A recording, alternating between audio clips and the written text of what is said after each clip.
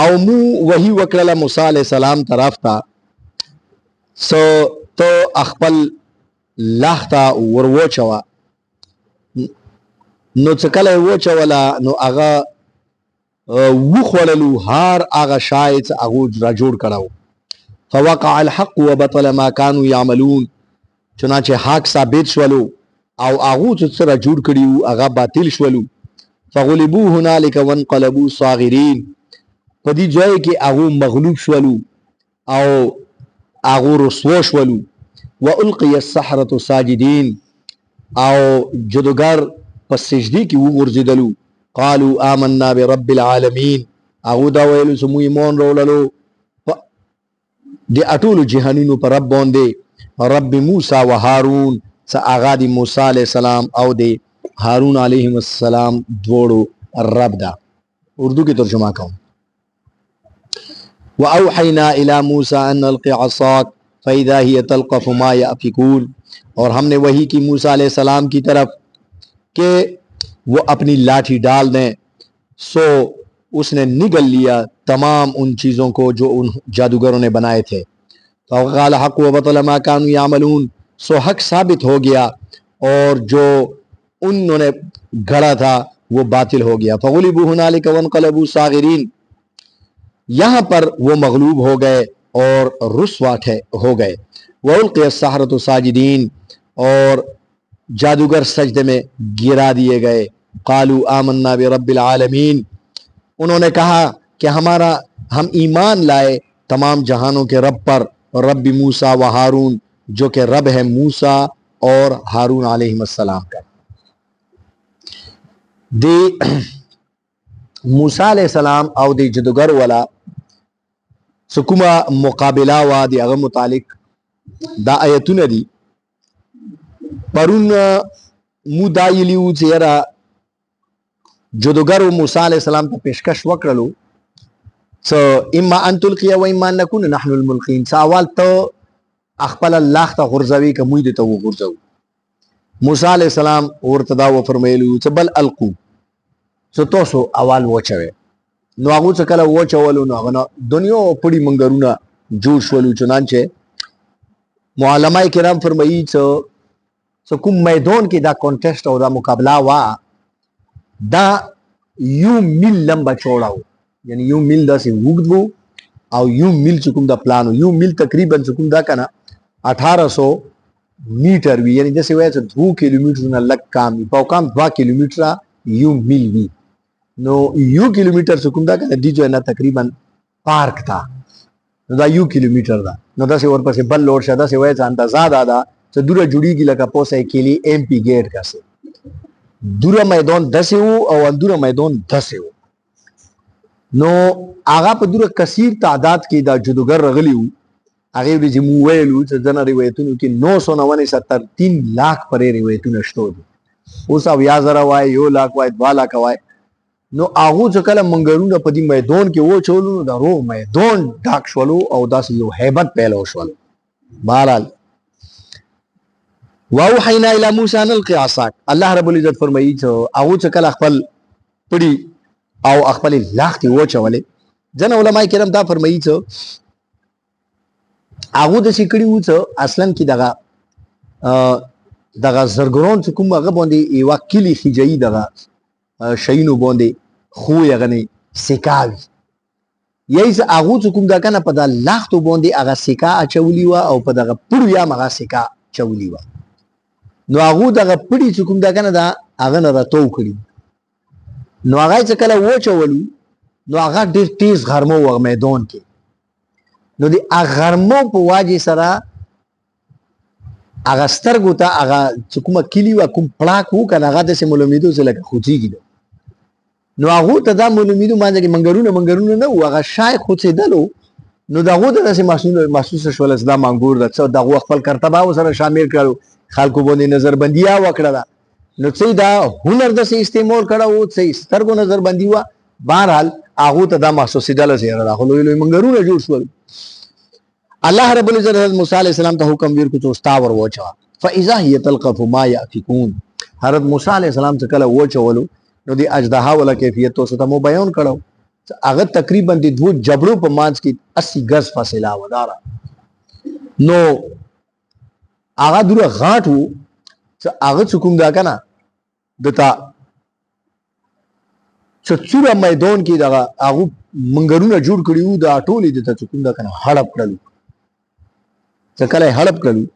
نو هغه نه بعد موسی علیہ السلام تعالی رب العزت حکم ورکو چې اوس د خپل لاخته راوخله موسی علیہ السلام څخه خپل لاخته راوخستله دوباره ریسایز ولا مخبل سیس تروغله سکون کی وا اوس دغه کې علماء کرام فرمایي مفسرین لیکلي دي چې اصلا کې پکور خداوا سلاخ تا کم از کم سیس کې بیا لګه غټه وای دا ډېر منګرونه وخورل بیا خو پکور د څه فرق کړه وا نو فرمایي چې دا د معجزې کمال وو څه هغه کوم شایون دی خوړلی وو کنه هغه الله رب العزت بالکل خور او هوای ونه جوړ کړل یغه هیڅ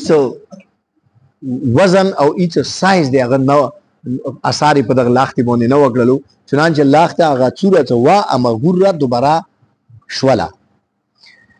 نو دي کې کوم دا کنه الله رب العزت فرمایي چې فوقال حق وبطل ما كانوا يعملون سو حق ثابت شولو او هغه کوم دا باطل هغه درویغ وختلو هغه اټولو شکستو خوللو فغلبوا هنالك وانقلبوا صاغرين هغه کوم دا مغلوب شولو او رسوا شولو والقي السحرة ساجدين او سجدي کې پریوتلو دغه کې مفسرین دالي کلی دي چې ګورا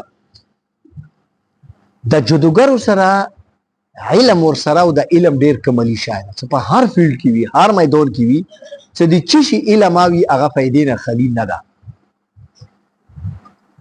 مفسرین لیکلي دي چې ګوره اوس دی چې د عام خلک چې کوم دي کنه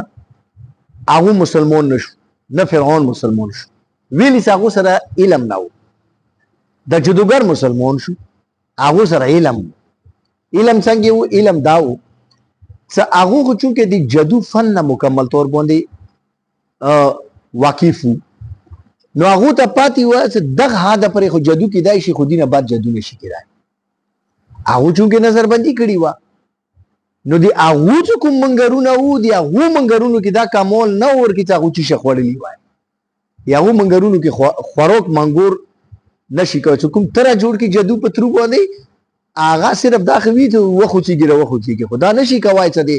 عام حقيقي منګور غني هغه خورو کاوه د موسی عليه السلام ولا منګر خورو کاوه کو اټولي وا خولل بلکې مفسرین دغه پر لیکلي دي چې کله د منګرونو خولل هغه نه بعد دغه ته خلا ور وچوله دا عوامو ته نو عوامو کې داسې hebat پهلو شولو چې هغه سړی نر وڅ خپیو بساله نو اوس عام خلکو دینه دا نتیجه نو بسلا چې یرا دا ډېر لوی کمالي شاید بلکې اغوز لکه دا روغله چې یرا داخله کوم موسی عليه السلام دغه جادوګرونو نه لوی جادوګر دا نتیجه کو جادوګرو نو بسلا جادوګرو دا نه ویلو چې دا خو مونږه غوړ جادوګر بلکې هغه ته پاتې ولګیدل چې د علم هات دا غدا دینه بعد معجزه خو کېدای شي خو فن نشي کېدل دا دی فن اخیری حد ده نو بهرحال یعنی